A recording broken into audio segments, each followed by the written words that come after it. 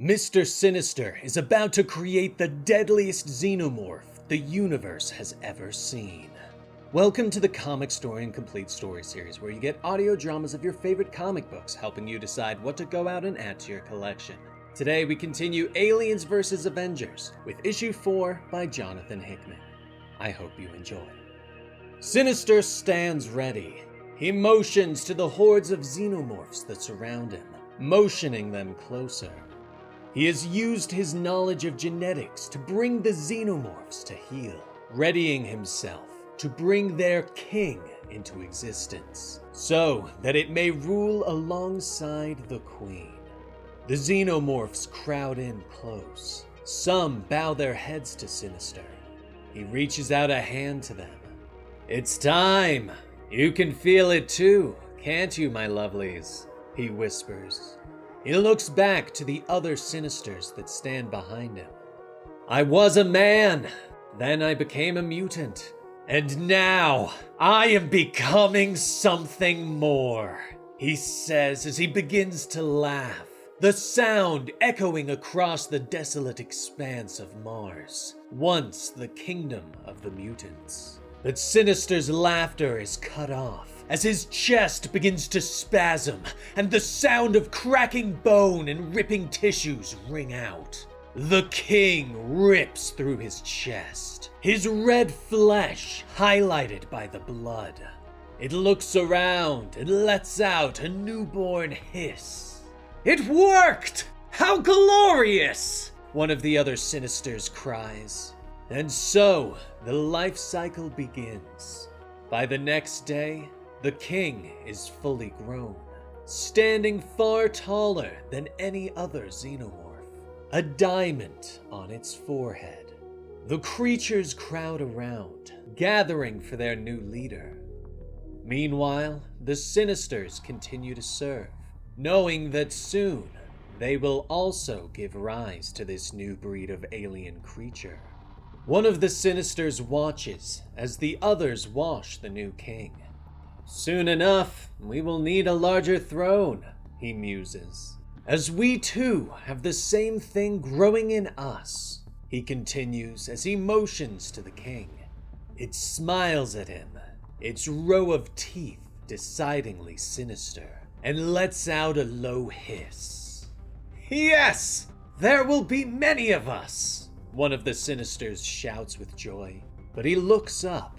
The sinister Xeno is staring down at him, its teeth clacking as it opens its mouth for another hiss. Sinister's eyes widen in realization. "Of course, there's no taking away from the fact that you were the first, is there?" he whispers. The sinister xenomorph's inner jaw snaps out, ripping through the old model Sinister's head.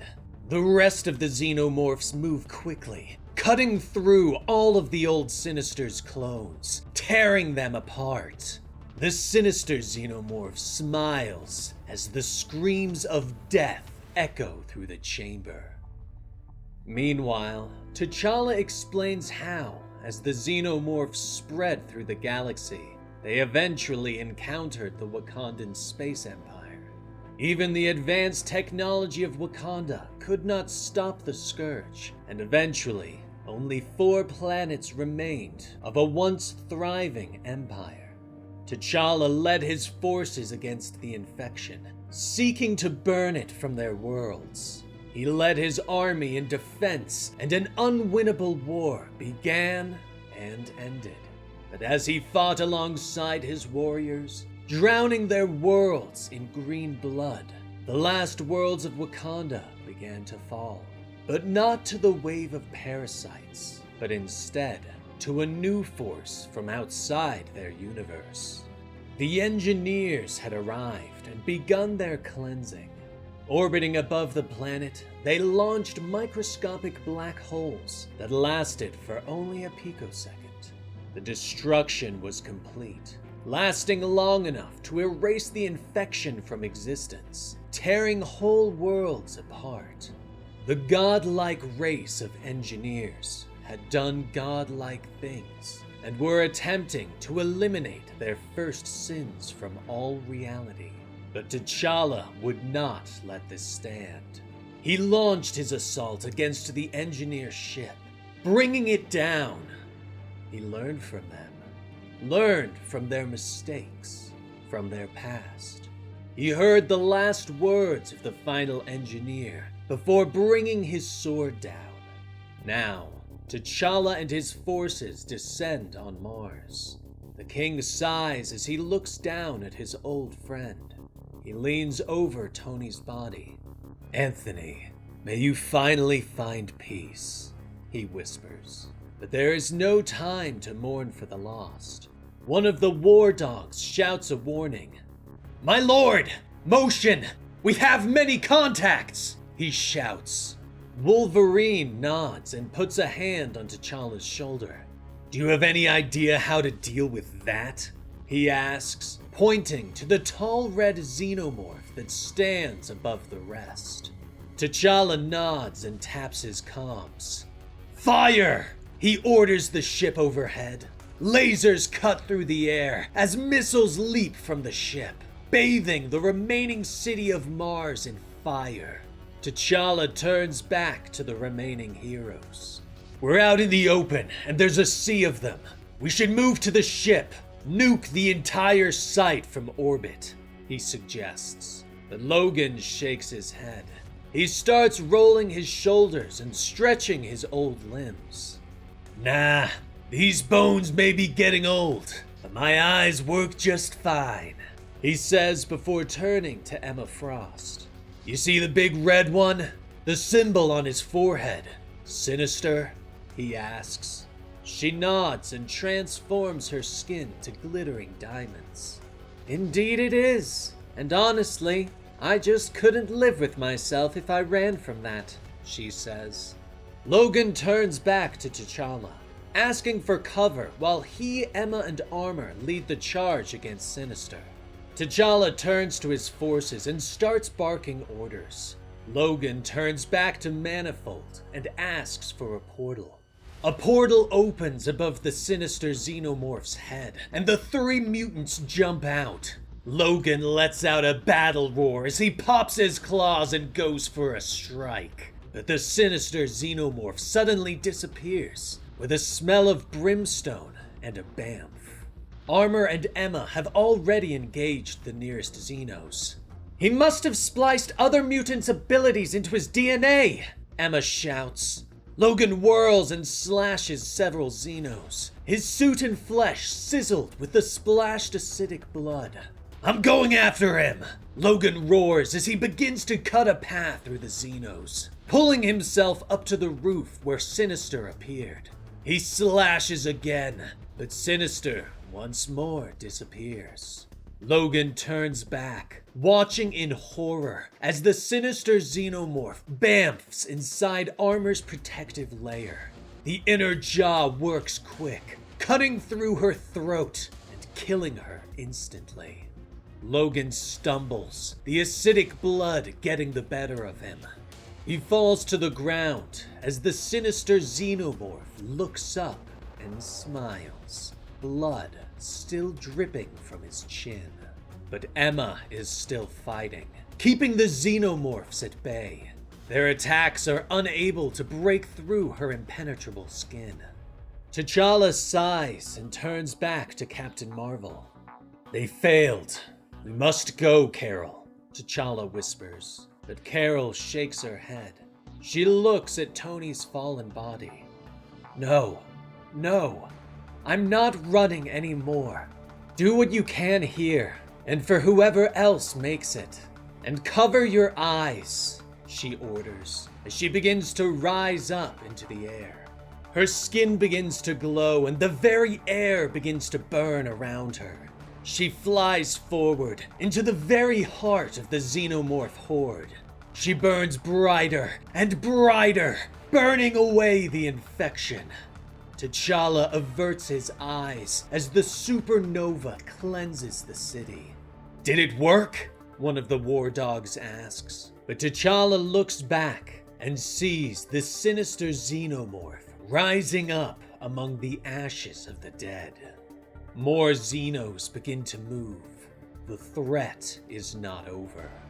There are too many of them left, and there's no stopping that thing, T'Challa warns, shouting for everyone to retreat to the ship as the sinister Xenomorph begins to stalk forward. But a massive Xenomorph steps from the shadows, hissing at them.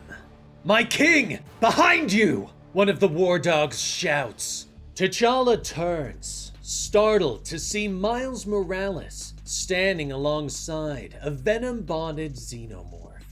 "We saw there was a ruckus going on. Looks like we were almost too late," Miles notes. "Yes, us," Venom growls. T'Challa points to the sinister Xenomorph, which has reached their outer forces. "It's the big one that's the problem. Nothing we've done could stop it. It's carrying mutant genes and cutting right through us," T'Challa explains to them. "The red one? Let us try," Venom growls as he rushes forward.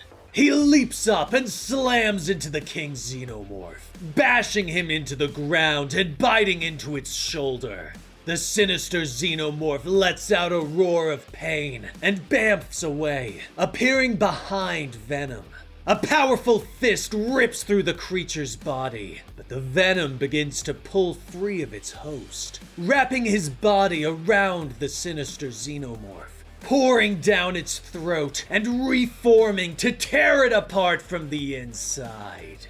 The rest of the Xenos turn in surprise. Their king has fallen. One of the creatures lets out a screech, and the monsters suddenly turn and begin to flee. The remaining heroes watch in surprise. "Alpha of the species. That's certainly a way to sort things out," Emma notes as she staggers back to the group. And finally, there is a moment of peace. "So, what now?" Miles finally asks. 1 month later, the remaining fleet of Wakanda floats outside the black hole. The very thing that brought the androids, xenomorphs, and engineers to their universe. Behind them, the remains of a broken universe are spread out. Worlds that are no longer inhabitable. T'Challa holds Iron Man's helmet aloft and settles it on the console. A hologram of Tony appears, recorded just before his death. "I am Tony Stark, and these are my final words," Tony says, explaining that he has always fought against death, and that he never surrendered to the hopelessness and defeat. The heroes watch as Tony looks at them all. "Avenge all our fallen brothers and sisters. Avenge all our fallen worlds. And if you don't mind it too much, avenge me," Tony asks. T'Challa gives the order, and the fleet moves into the black hole as the fight continues. And that is the conclusion to the 4-issue miniseries, Aliens vs. Avengers. A short but fun story, leaving room open for a potential sequel. But what did you think of this video, and this series as a whole? Let me know in the comments below. And if you enjoyed the video, like it, and subscribe to the channel to get more videos every Monday, Wednesday, and Friday. I'm Dan with Comicstorian, and we will see you next time. Rest in peace, Benny.